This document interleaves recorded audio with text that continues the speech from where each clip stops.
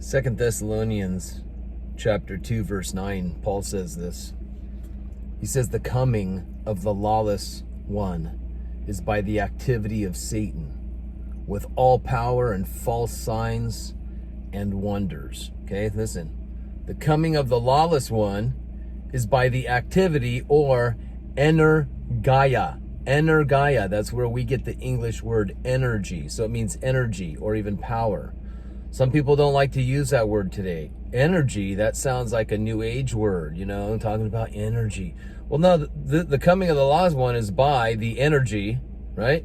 The energia of Satan with all power and false signs and wonders and with all wicked deception for those who are perishing because they refused to love the truth and be sozo, saved, sozo, meaning to escape from harm and put into safety, to escape from lies, put into truth, to escape from darkness and put into his glorious light. Can you imagine your mind full of darkness all the time, but they refuse to love the truth, it says. That's why they're perishing. They refuse to love the truth and escape from lies, right? And be saved. Saved doesn't have to mean forever, ever thing of, I'm going to go to heaven. So many people misunderstand this word sozo. Can it mean going to heaven, being safe in heaven? Of course. But it also can mean a circumstance right here, right now. If you are in a swimming pool and you're drowning for some reason and somebody jumps in and saves you, they have done sozo. That doesn't mean because they took you out of the pool from drowning, it's my heavenly calling. You escaped from danger and you were put into a place of safety. You understand that? That's what it means. And it says in verse 11, therefore, because of this, because they refused to love the truth and be deceived, because they fell for all the power and activity of Satan and all that, because they didn't understand the truth, the difference between truth and lies, darkness and light, deception and truth. Therefore, because of that, verse 11, I like that number. Therefore, God sends them a strong delusion so that they may believe what is false. Delusion is plane. It's like, it's plan A, plan B, plan C, right? Delusions, Plane. It's spelled like the way we spell plane, like a plane, an airplane. So this delusion is a wandering or a deceit. A wandering or deceit. So it's going to be a strong deception. Now, I want to take you to a story in Exodus chapter 7. I think I'll start in verse 7. Verse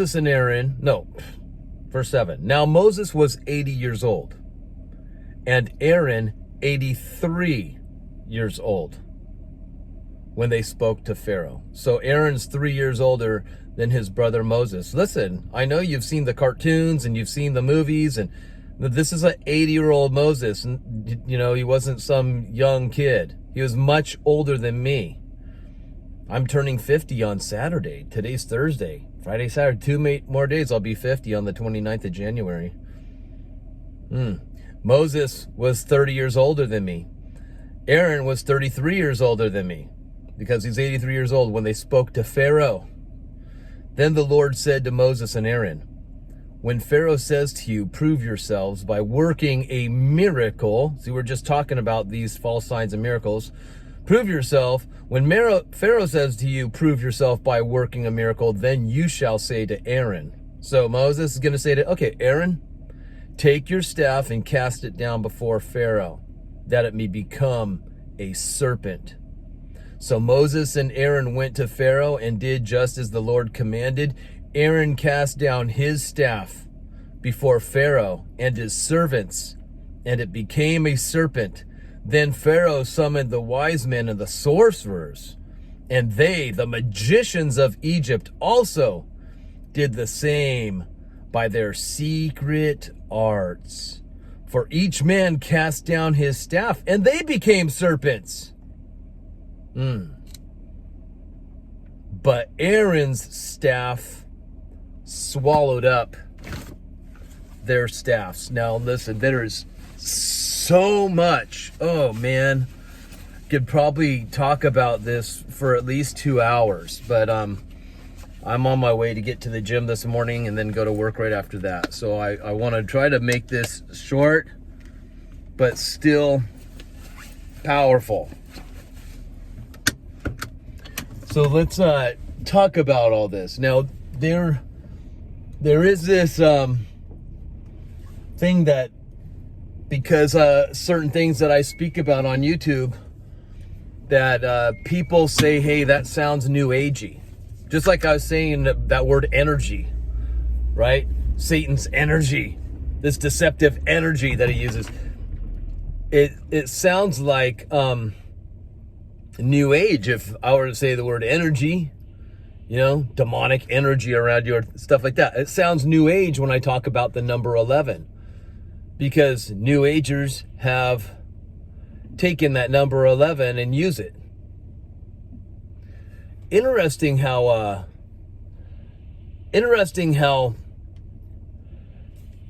Aaron throws down his staff,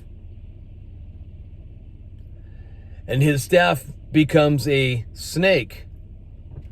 So what did the other guys do? The magic practitioners, the sorcerers, the guys that use secret arts.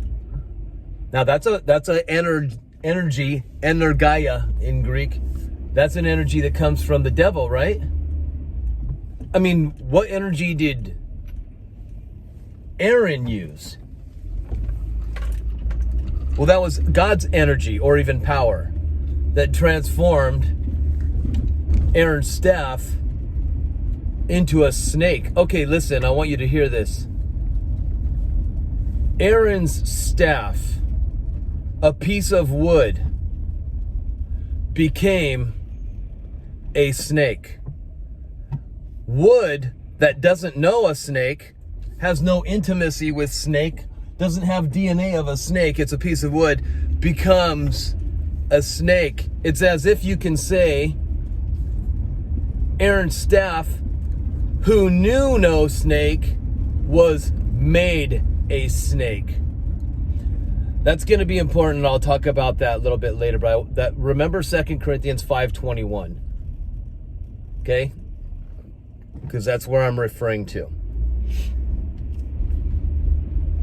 Now, Jesus talks to a guy named Nicodemus in John 3. Right? It was Nicodemus that Jesus said that God so loved the world that he gave his only begotten son, his monogenes son, meaning his only genetic son,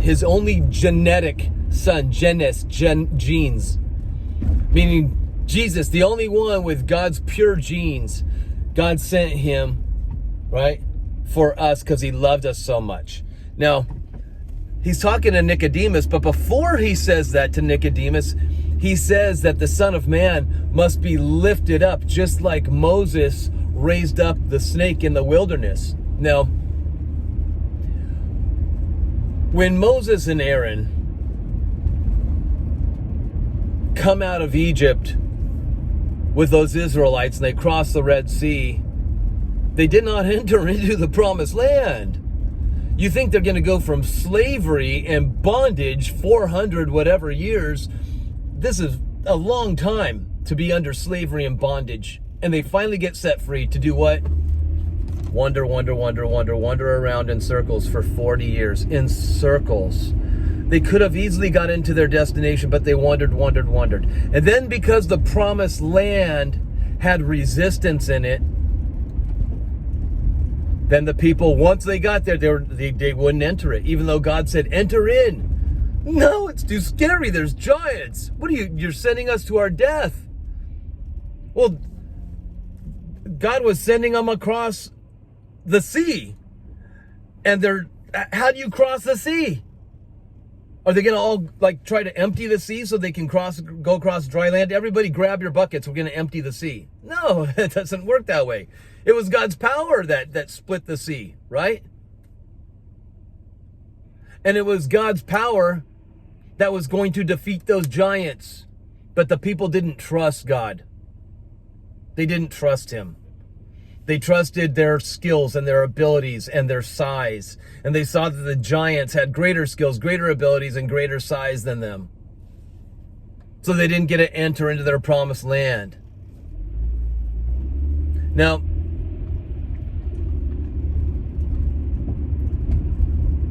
when Jesus says, as Moses lifted up the serpents in the wilderness, so now that they were in this wilderness doing that wandering in circles for 40 years, they get bit by snakes. They're murmuring, which means they're complaining. And hey, if you were there, you'd be complaining too. I apply that to myself. I see myself as a complainer. Come on. Where's the food? Where's the water? We're in a desert. This is a promised land. What's going on? Haven't you ever once, when you got Christ in you, when he technically saved you, gave you his spirit, his life, opened your eyes, you received him in your heart, you just believed in him for salvation, that he's the truth, he's the way, he's the life, and he is the light. But then you have this wandering around, and these you go in circles for even up to 40 years of your life, maybe even more, maybe less. Wandering. And I've done plenty of complaining ever since I met Jesus, if you want to call it that. Because I was under a false Jesus before, an imitation Jesus. A group that represented Christ. But it was an imitation Christ, and that's what Antichrist means. So I would have been there complaining too. I would have been in that wilderness complaining, and you probably would have too. Come on, let's face it. Out in the desert, nowhere, no food, no water. And now these snakes come out. Snakes, bunches of snakes, poisonous snakes. And I don't know about you, but I don't want to get bit by poisonous snakes. I don't even if I could say, okay, well, with the Holy Spirit in me, I can pick up serpents and all that. Well, yeah, but I don't want to go find out. I honestly don't. So, but these snakes come in. People are invaded by snakes and there's no escape and they're getting bit. Can you imagine? I mean, imagine, you guys, being surrounded by snakes and getting bit. So Moses is told by the Lord to make a snake out of copper or bronze, and that copper or bronze stands for judgment, meaning the snake has been judged, and he put it on a stick, on wood, on a cross. He lifted and raised this thing into the wilderness, and those that would look upon that snake would become healed, would be cured.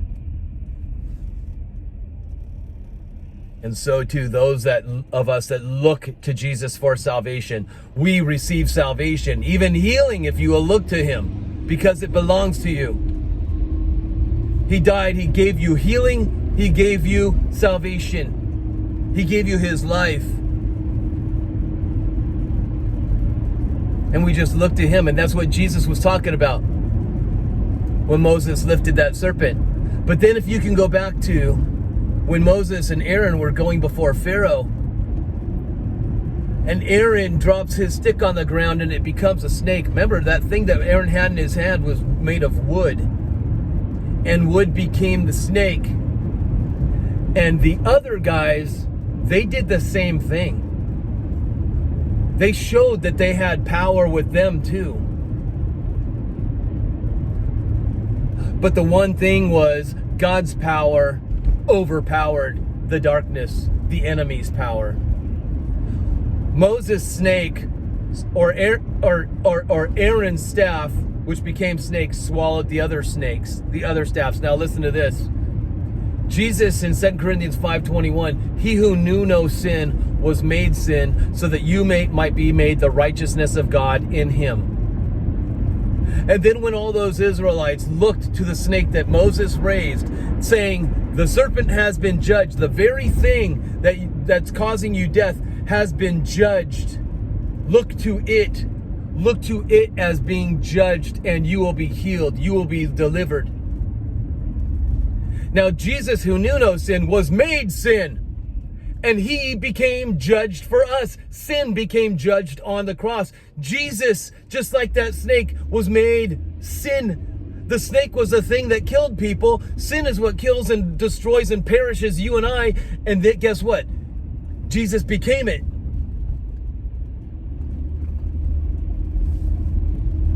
Do you understand? He became it. He absorbed it. He consumed it all into himself, just like Moses or Aaron's snake consumed the other snakes. Can you see Jesus there? Stick, wood, snake, all of it ties in. Jesus on the cross. You got these snakes that are consumed, meaning Jesus consumed all sin into himself and was made it. Do you see the magic practicing priest sticks they represent sin, and that snake represents sin? The one that Aaron threw down, that stick that was made snake, he's consumed. It represents Jesus, who consumed sin and was made sin. And then sin got judged. That's the bronze and the copper. Why did I say all of this? Because you and I, as sons and daughters of God, who have Christ in us, meaning we're all sons of God, really, daughters too,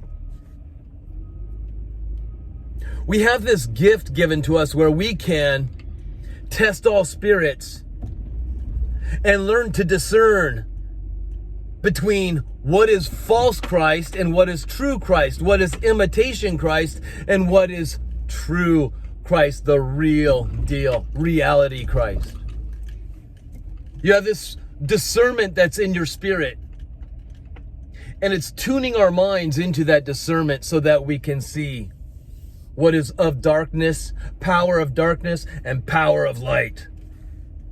And I talk about things on this channel. Like I talk about praying in the Spirit. I talk about the number 11.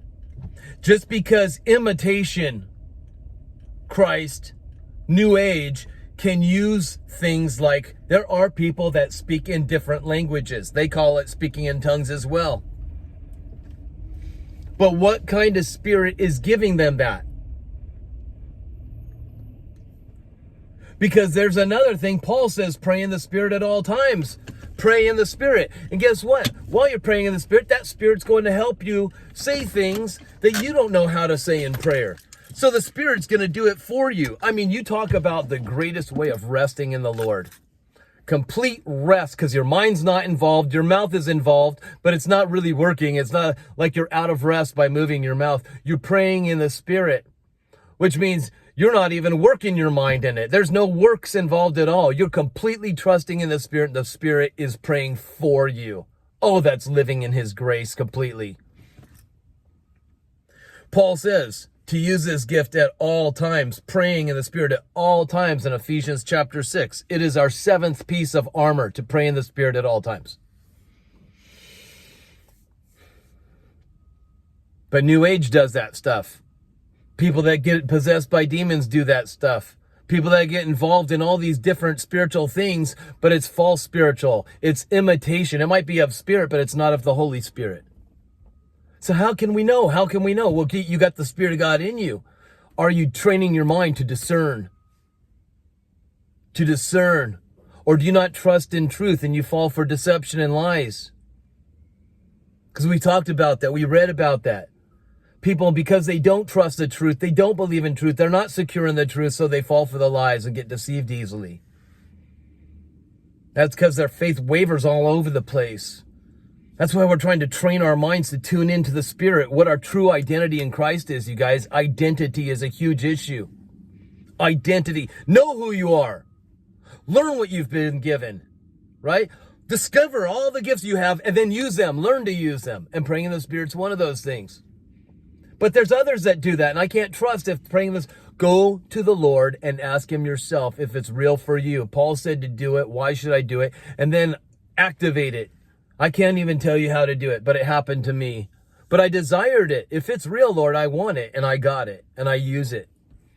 The number 11, I don't care if New Age calls it a master number or anything. And I don't care if people say, well, if you look in the Bible, it's a disorder and chaos. That's what it stands for. Well, the 11th letter in the Hebrew alphabet is Kaf.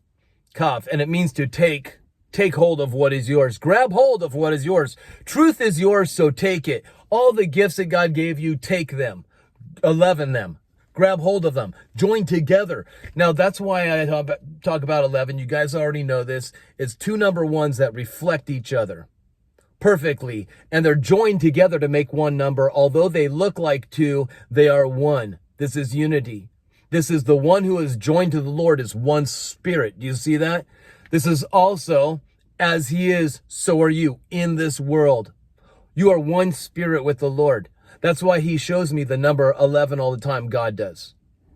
Two number ones joined together as one. It's even two languages joined together to make one word. El in Hebrew is God. Even in English is alignment or a joining together. So when you got God and joining together and becoming one, you are one spirit with him. El even, right? Two different words from different languages joined together make one word. 11, El even. Aligned, joined together with God. Where? In spirit. I share these things because God shares them with me. And it's probably most certainly to get you to just get rid of all that religious stuff that's holding you back. And those religious fears that are holding you back. Fears. If I use this gift, that's like the Israelites said, no, there's giants in the land. I can't trust it. God said to go in there, but I can't trust it. There's giants. It's like God says through Paul, pray in the Spirit at all time. No, I can't because other people do it. The New Age does it. New Age talks about 11. God just uses that 11 thing to show me stuff. To show me, and it's all about identity, you guys. It's identity. Keep on telling them. Tell yourself and then tell them and believe it and trust it and know it and be it.